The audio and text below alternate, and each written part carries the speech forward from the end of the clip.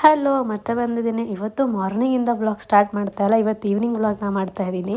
ಹೋಗಿದ್ದು ಗೋಧಿ ಹಿಟ್ಟು ತರಕ್ಕೆ, ಅದ್ರ ಜೊತೆಗೆ ಕುರುಕ್ ತಿಂಡಿನೂ ತಗೊಬಂದೆ.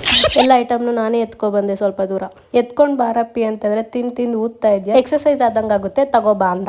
ಇವತ್ತಿನ ಸ್ಪೆಷಲ್ ಏನು ಅಂತಂದ್ರೆ ಅಪ್ಪಿ ಕಸಿನ್ಸ್ ಎಲ್ಲ ಡಿನ್ನರ್ಗೆ ಬರ್ತಾ ಇದ್ರು. ಸೊ ಸಿಂಪಲ್ ಆಗಿ ಚಪಾತಿ ಮತ್ತೆ ಕಾಬೂಲ್ ಕಡ್ಲೆ ಹಾಕಿ ಕರಿ ಮಾಡೋಣ, ಖಾರವಾಗಿ ಟೇಸ್ಟಿಯಾಗಿರುತ್ತೆ ಅನ್ಕೊಂಡು ಪ್ಲಾನ್ ಮಾಡ್ಕೊಂಡು ಅಡುಗೆ ಕೂಡ ಮಾಡಿದ್ವಿ. ನಮ್ಮ ಅಪ್ಪಿಗೆ ಯಾವ್ದು ಎಷ್ಟೆಷ್ಟು ಹಾಕಬೇಕು ಅಂತ ನಾನು ಇಲ್ಲಿ ಹೇಳ್ಕೊಡ್ತಾ ಇದ್ದೀನಿ. ಅವ್ನಿಗೆ ಎಲ್ಲ ಐಟಮು ಕೂಡ ಜಾಸ್ತಿ ಹಾಕಿ ಅಭ್ಯಾಸ.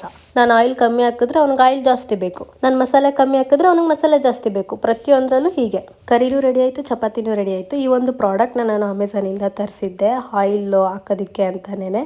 ಚಪಾತಿ ದೋಸೆ ಇದೆಲ್ಲದಕ್ಕೂ ಕೂಡ ಹೆಲ್ಪ್ ಆಗುತ್ತೆ. ನಾನು ಈ ರೀತಿ ಲೋಟದಲ್ಲಿ ಹಾಕೊಂಡಿದ್ದೆ, ಸ್ವಲ್ಪ ಹಿಂಸೆ ಆಗ್ತಿತ್ತು, ಅದಕ್ಕೆ ಅಂತಲೇ ಇದು ತರಿಸಿದ್ದೆ. ನಾನು 2 ಆರ್ಡ್ರ್ ಮಾಡಿದ್ದೆ, ಬಟ್ ಆದರೆ 1 ಬಂದಿದೆ, ಯಾಕೆ ಅಂತ ಗೊತ್ತಿಲ್ಲ. ಈ ಪ್ರಾಡಕ್ಟ್ ಲಿಂಕ್ ಏನಾದರೂ ಬೇಕು ಅಂತಂದರೆ ಕಮೆಂಟ್ ಮಾಡಿ. ಫೈನಲಿ ಎಲ್ಲ ಬಂದರು, ತಿಂದ್ವಿ, ಮಲ್ಕೊಂಡ್ವಿ. ಇವತ್ತಿಂದಿಷ್ಟೇ, ಮತ್ತೆ ಸಿಗ್ತೀನಿ, ಬಾಯ್.